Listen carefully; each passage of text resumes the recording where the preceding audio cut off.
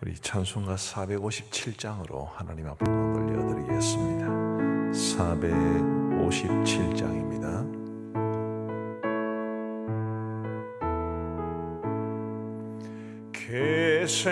겟세마네 동산에 주를 생각할 때에 근심이나 걱정을 외면할 수 있을까? 나를 항상 버리고 주를 따라가리라. 빌라도의 뜰에선 주를 생각할 때에 수치됨과 아픈 것 못 견딜 수 있을까? 길이 참고 묵묵히 주를 따라가리라.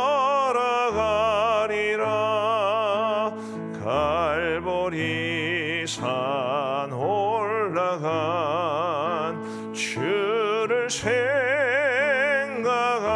때에 나의 받는 괴로움을 비교할 수 없으리. 십자가를 지고서 주를 따라가리라. 무덤에서 부활한 주를 생각할 때에 환난이나 죽음도 두려울 것 없으리. 승전가를 부르며 주를 따라가리라.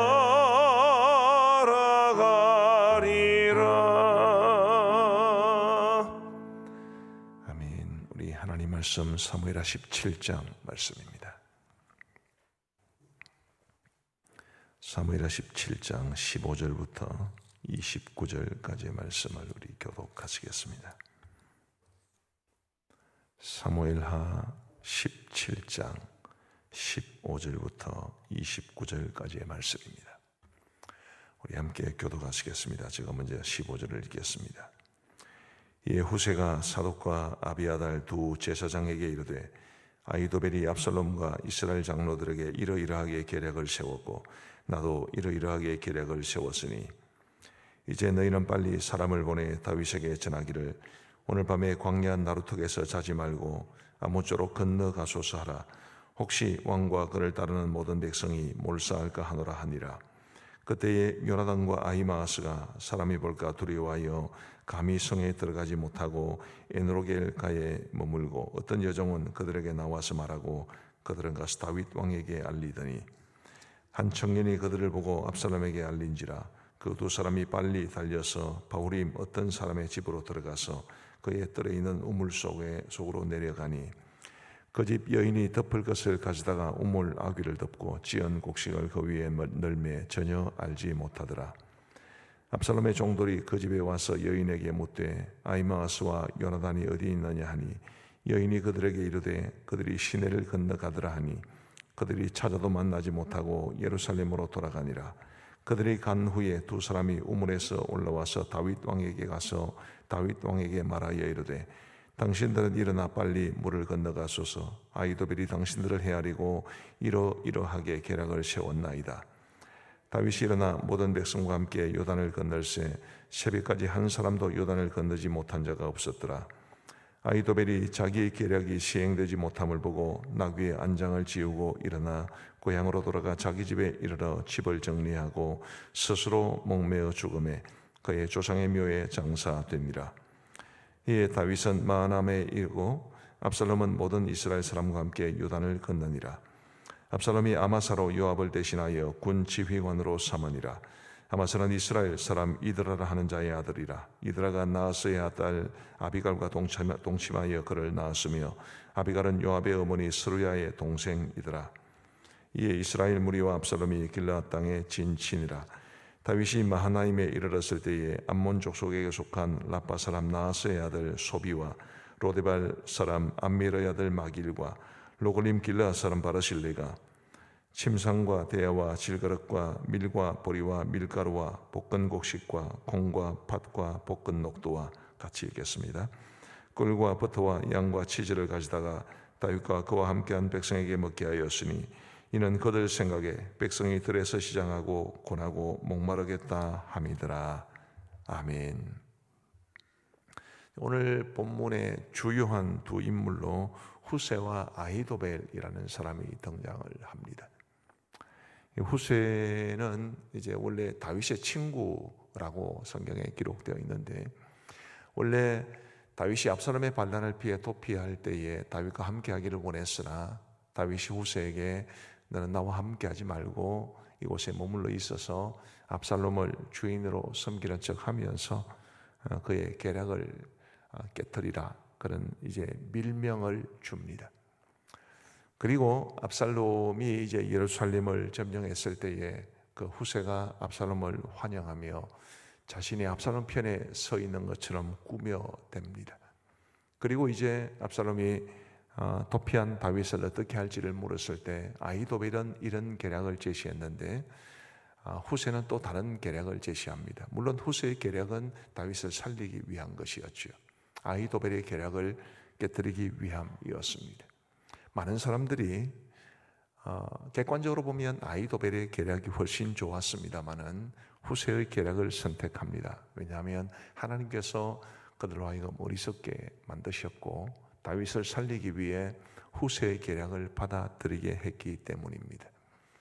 자신의 계략이 이제 채택되는 것을 본 후세는 그래도 혹시나 해서 두 명을 다윗에게 보내어서 어서 속히 요단을 건너 가라는 말을 하는데, 그 두 명의 사람이 이제 다윗에게 가는 도중에 겪었던 일들은 마치 여호수아 1장에 나오는 그 두 명의 정탐꾼과 같은 그런 비슷한 일을 경험하게 됩니다. 자, 우리가 여기에서 이제 후세 사람에 대해서 후세에 대해서 한번 생각해 보시죠. 후세가 다윗의 친구라는 영광스러운 이름을 가지고 있었는데, 그가 다윗과 함께하지 못하고 이 압살롬 편에 붙는 것처럼 행동했을 때 얼마나 많은 사람들이 비난을 했겠습니까? 변절자라고 비난을 했을 겁니다.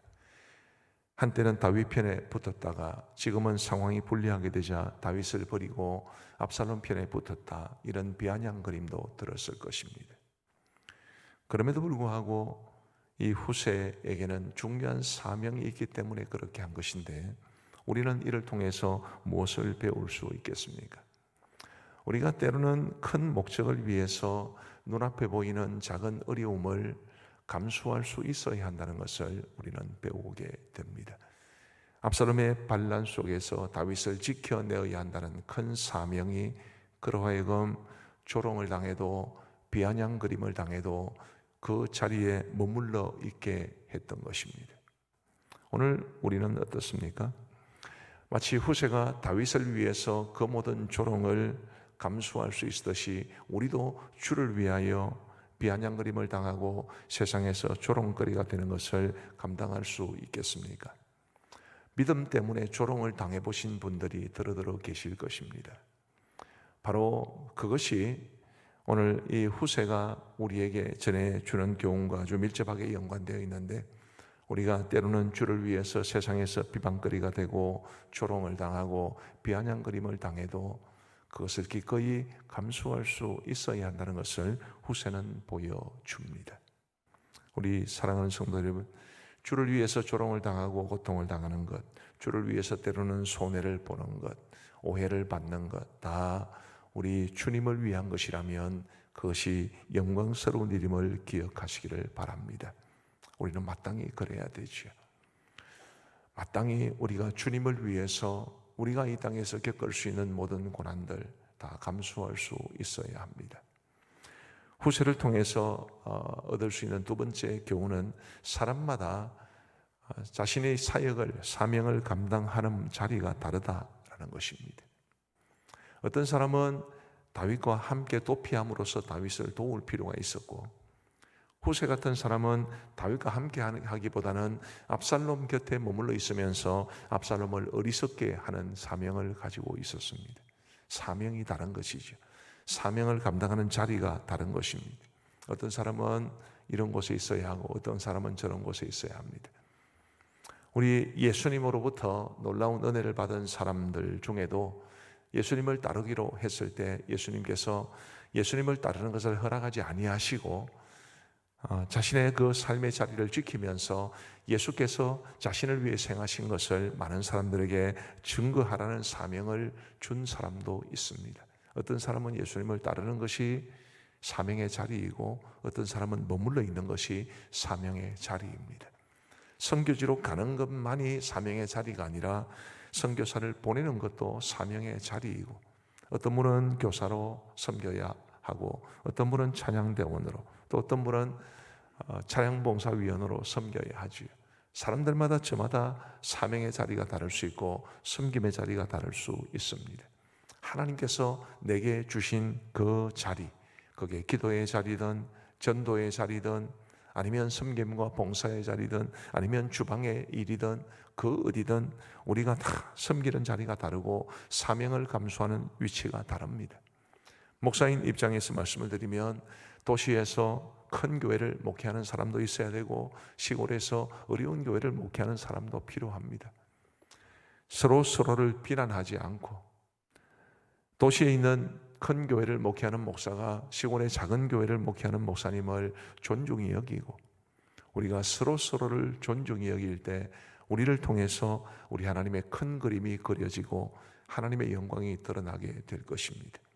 여러분들이 하나님께서 나에게 원하시는 사명의 자리가 무엇인가를 발견하고 그 자리에서 그 사명의 자리에 충성할 수 있다면 그것은 매우 영광스러운 일일 뿐만 아니라 하나님께서 주시는 복의 자리인 것을 알고, 우리 모두가 하나님께서 우리를 세워주시는 자리에서 하나님께서 맡겨주신 사명을 신실하게 감당할 수 있는 저와 여러분들 되시기를 간절히 소원합니다.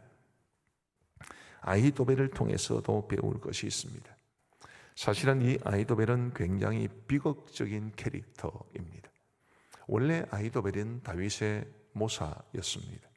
그런데 그것만 있었던 것이 아니라 다윗의 정말 가까운 친구라고 해도 좋을 만큼 친밀한 관계를 유지하던 사람이었습니다. 그런데 그가 다윗에게 배신을 당하지요. 우리아의 아내 밧세바를 취한 것이 아히도벨을 배신한 것이었습니다. 어떤 점에서 그렇습니까? 우리 사무엘하 23장 24절을 한번 같이 읽어 보십시다. 자, 시작. 마아가 사람의 손자 아하스베의 아들 엘리벨렉과 길로 사람 아히도벨의 아들 엘리암과, 저기 보면 아히도벨에게 아들이 있었는데 그 이름이 엘리암으로 나옵니다. 그 다음에 사무엘하 11장 3절 말씀을 한번 보십시다. 자, 같이 읽겠습니다. 시작. 다윗이 사람을 보내 그 여인을 알아보게 하였더니 그가 아뢰되 그는 엘리암의 딸이요 햇사람 우리아의 아내 밧세바가 아니니까 하니, 저기 나오는 엘리암이 그 아히도벨의 아들입니다. 그러면 우리아의 아내 밧세바가 엘리암의 딸이었으니까 아히도벨은 밧세바의 할아버지가 되는 것이죠. 그리고 우리가 아까 사무엘하 23장 24절을 보았습니다마는 거기에 있는 기록은 다윗의 충성스러운 신복들의 이름을 기록한 것이었습니다. 아히도벨의 아들 엘리암도 그리고 손주사위 이 우리아도 다윗의 충성스러운 신복이었습니다. 3대가 다윗에게 충성을 한 것입니다. 아히도벨, 엘리암, 그리고 우리아. 그런데도 다윗은 그 우리아를 전쟁터에 내보내 죽게 하고 그리고 밧세바를 취했습니다. 이가 갈릴 만한 일 아니겠습니까? 아히도벨의 입장에서는. 그런데 하나님께서는 압살롬에 대해서, 이 다윗에 대해서 아무런 조처도 취하지 않으시는 것 같아 보입니다. 아히도벨이 괜히 압살롬 편에 붙은 것이 아닙니다. 아히도벨은 복수를 행하고 있었던 것입니다. 그런데 이 아히도벨이 다윗의 모사였기 때문에 정말 똑똑한 사람이었던 것은 분명합니다. 오늘 말씀 23절 말씀에 보시면 이런 말씀이 기록되어 있습니다. 아히도벨이 자기 계략이 시행되지 못함을 보고 나귀의 안장을 지우고 일어나 고향으로 돌아가 자기 집에 이르러 집을 정리하고 스스로 목매어 죽음에 그의 조상의 묘에 장사되니라. 그냥 쉽게 하는 말로 겁나게 똑똑했던 이 아히도벨은 자신이 제시한 계략이 채택되지 아니하고 후세가 제시한 계략이 채택되는 것을 보면서 순식간에 모든 것을 파악했습니다. 하나님께서 압살롬을 버리시겠구나.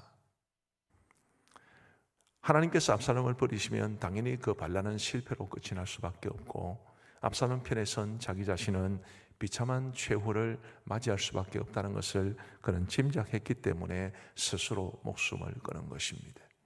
말씀드린 것처럼 아주 비극적인 캐릭터입니다. 철저하게 신뢰했던 다윗, 3대에 거쳐서 충성을 다했던 그 다윗이 자기 가문을 통째로 저버리고 손녀를 빼앗아가고 손주 사위를 죽이고, 거기에 대해서 이를 악물고 복수하려는 마음으로 아들 압살롬의 편에 붙었지만, 그래서 복수를 하려고 했지만 실패로 끝난 것, 그것이 참 얼마나 인간적으로 보면 비극적인 일입니까? 무슨 고전 문학에도 나올 수 있을 법한 그런 이야기입니다. 다윗이 압살롬의 손길을 피해 도피할 때에 후궁 10명을 남겨두었는데 아히도벨이 많은 사람이 보는 데서 그 후궁과 동침하십시오라고 제안했던 것이 이 바세바를 빼앗긴 것과 무관하지 않습니다. 그것은 동일하게 복수를 하려고 했던 것입니다. 우리가 이 아히도벨을 통해서 뭘 배울 수 있습니까? 분명 아히도벨은 억울한 사람이었습니다. 분명 당한 게 많은 사람이었고 분명 할 말도 많은 사람이었습니다. 그러나 우리 하나님께서는 사사로이 복수하는 것을 허락한 적이 없습니다. 우리 로마서 12장 19절 말씀을 같이 한번 읽어보시겠습니다. 로마서 12장 19절입니다. 시작. 내 사랑하는 자들아, 너희가 친히 원수를 갚지 말고 하나님의 진노하심에 맡기라. 기록되었으되 원수 갚는 것이 내게 있으니 내가 갚으리라고 주께서 말씀하시니라.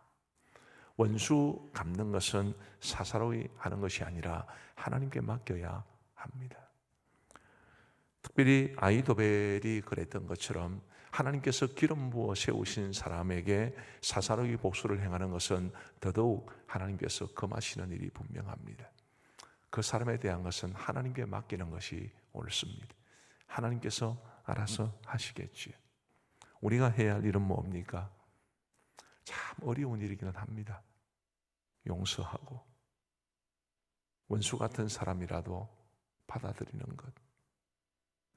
정말 마음의 원통함이 일어날 때 그 마음의 원통함을 가지고 하나님 앞에 아뢰는 것, 그 정도가 우리 믿음의 사람들이 할 수 있는 길입니다. 참 이렇게 말씀을 드리면서도 참 기독교 신앙이 어렵다 싶어요. 억울한데 어째 그렇게 합니까? 3대에 걸쳐 충성을 다 바친 사람이 그 따위로 하는데 하나님은 가만히 계신 것 같고, 마음속에 불타오르는 원망의 마음, 복수의 마음은 있는데 그것을 억누르뜨리는 것이 어디 쉽겠습니까? 기독교 신앙이 정말 어렵습니다. 그냥 예수님 믿습니다, 이런 정도가 기독교 신앙이 아닙니다. 원수 갚는 것까지, 이 아히도벨의 경우처럼 정말 뼛속 깊이 점여든 그런 복수심마저 하나님께 맡기는 것이 기독교 신앙이니까 우리 신앙이 얼마나 어려운 일입니까? 그래도 그렇게 해야 할 것은 우리 주께서 그렇게 하셨기 때문입니다. 죄로 인해 원수된 저와 여러분들을 위해서 당신의 생명까지 바치신 분이 바로 우리 주님 아니시겠습니까? 그 주님이 우리에게 그렇게 행하셨기 때문에 우리도 그렇게 하는 수밖에는 없습니다. 이를 악물고서라도, 머리에 띠를 두르고서라도, 손을 불끈 쥔 이 주먹에 손톱이 손바닥을 파고 들어가서 피가 흘러도 그래도 복수는 하나님께 맡기는 것, 원수 갚는 것은 하나님께 맡기는 것이 그게 우리 믿음의 사람들이 해야 할 일입니다. 이제 말씀을 맺습니다. 후세와 아히도벨 참 굉장히 많은 것을 우리에게 가르쳐 줍니다. 세 가지로 다시 요약을 하면, 우리가 후세가 정말 사람들에게 변절자라는 비난과 비아냥거림을 받으면서도 다윗을 위해 일했듯이 우리도 이 세상에서 어떤 조롱이나 핍박이나 반대를 받아도 주를 위해 살아가야 한다는 것을 말씀을 드렸습니다. 두 번째로는 압살롬의 반란이 일어났을 때에 다윗 곁에서 다윗과 함께하는 사람들이 있었던 반면, 후세처럼 압살롬 곁에서 압살롬에게 좋지 못한 계략을 제시함으로써 다윗의 생명을 건져내야 되는 사람도 있어야 합니다. 사명의 자리가 다르다는 것을 말씀을 드렸습니다. 우리가 감당하는 그 사명의 자리에서 서로 비난하지 말고 다른 사람의 사명도 존중하고 내게 주어진 사명도 충실하게 감당하는 것이 그게 필요한 일입니다. 그리고 마지막 세 번째로 아히도벨이 보여주었던 모습처럼 원수 갚는 것은 하나님께 맡기고 사사로이 원수 갚는 것을 금하고, 이 피는 계속 돌고 도는 것이고 복수도 계속 돌고 도는 것이니까 우리 주님이 그러셨던 것처럼 우리가 복수하기보다 원수를 용납하고 품어주는 것 정말로 필요한 일입니다. 우리가 성경이 말해주는 이런 원리를 가지고 살아갈 수 있게 되기를 간절히 소망합니다. 기도하시겠습니다.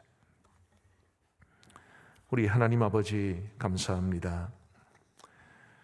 오늘 이 새벽에 저희들의 단잠을 깨우시고 우리 주님 앞에 나와 하나님을 찬양하며 말씀을 들으며 기도할 수 있도록 도와주시니 감사합니다. 하나님 아버지, 후세와 아히도벨을 생각하고 하나님께서 그들의 모습을 통해서 우리에게 주시는 도전을 깊이 생각하게 됩니다. 아버지 하나님이여, 후세가 온갖 멸시와 비난과 비아냥거림 속에서도 오직 다윗을 위해 그 모든 일을 감수했듯이 우리도 주를 위해 고난을 당하고 주를 위해 핍박을 당하고 주를 위해 손가락질 당하는 것을 감당할 수 있도록 은혜를 베풀어 주옵소서. 오직 주님만을 바라보며 믿음으로 이 땅을 살아가게 하여 주옵소서. 후세가 다윗을 쫓아가고 싶었지만 그러나 다윗이 압살롬 곁에 머물러서 다 자신을 도와주게 했던 것처럼 우리에게도 각자에게 주어진 삶의 자리가 다르고 사명의 자리가 다름을 기억하게 하시고 우리 모두가 하나님께서 나에게 주신 사명의 자리는 바로 이것이다라고 깨달아 알 수 있는 지혜를 허락하여 주옵소서. 그리고 다른 사명의 자리에 있는 사람을 비난하지 아니하도록 도와주시고 저마다 자신에게 주어진 그 사명의 자리를 충실하게 잘 지킴으로 하나님 앞에 영광 돌려 드릴 수 있도록 역사하여 주옵소서.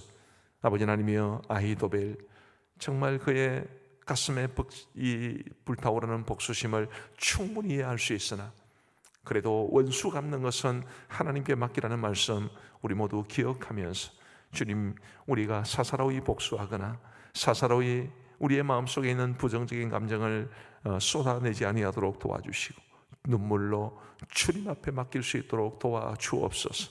억울해도 분해도 그래도 하나님 앞에 모든 것을 맡길 수 있는 우리 믿음의 사람들 다 될 수 있도록 은혜를 베풀어 주옵소서. 하나님 아버지, 오늘도 우리에게 복된 하루를 주시니 감사합니다. 이 하루를 살아가는 동안에도 우리 주님과 동행하는 깊은 은혜가 있도록 인도하여 주옵소서. 하나님 아버지, 우리 사랑하는 성도들 가운데 여러 가지로 힘들고 어려운 상황 가운데 처해 있는 분들이 많습니다. 각종 질병으로 고통을 당하고 있거나 혹은 수술 이후에 회복 중에 있거나 혹은 질병의 진단을 받고 전전긍긍하며 상황을 지켜보시는 분들도 많이 있습니다. 부모님에 대한 염려로 가득 찬 분들도 계시고 자녀들에 대한 염려가 많은 분들도 계시고 직장과 생업 혹은 경제적인 문제로 어려움을 겪는 분들도 많습니다. 아버지 하나님의 모든 것을 주님 손에 의탁하오니 하나님께서 우리 가음정교회에 속한 모든 성도들의 가정을 지켜 주옵시고 가정마다 가지고 있는 아픔들 주님께서 제하시고 은혜와 평강으로 채워 주옵소서.